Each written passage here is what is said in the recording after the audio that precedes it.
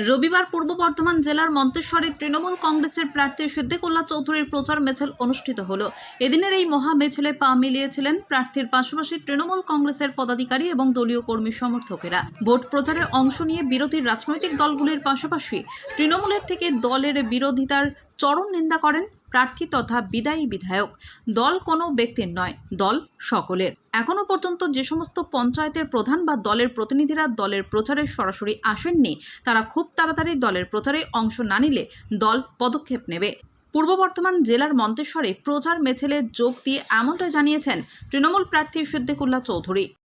দীর্ঘ বহু বছর পর মন্তেশ্বর বাজারে হাজার হাজার হাজার মানুষের এই মহা মিছিল, এটা প্রমাণ করে আমাদের নেত্রী মমতা ব্যানার্জির প্রতি আপনাদের ভরসা আছে, অভিষেকের প্রতি আস্থা আছে।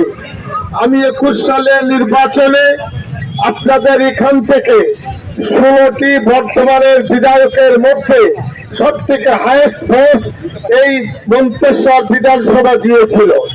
আমি আশা করব গতবারের তুলনায় আরো অধিক ভোটে জয়যুক্ত করে আমাকে কাজ করার সুযোগ দেবে। এখনো বসে আছে।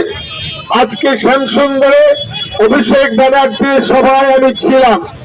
তিনি অত্যন্ত পরিষ্কার ভাবে বলেছেন, আমাদের দলের সমিতি, গ্রাম পঞ্চায়েত কারা কি করছে আমার নখদর্পণে। কেউ যদি ভুল করে, অন্যায় করে, ইলেকশনের পরে তারা তার শাস্তি পাবে। এবং গ্রাম পঞ্চায়েতের সদস্যদের বলে দিচ্ছি, ভালো রেজাল্ট করলে জায়গাটা থাকবে, আর রেজাল্ট না করলে আউট হয়ে যেতে হবে। দল কোনো ব্যক্তির নয়, আমাকে আপনাকে সকলকে নিয়ে দল।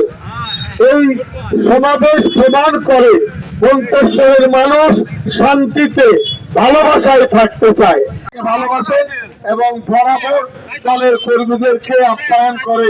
আমি তাকে এবং সকলকে ধন্যবাদ জানাচ্ছি।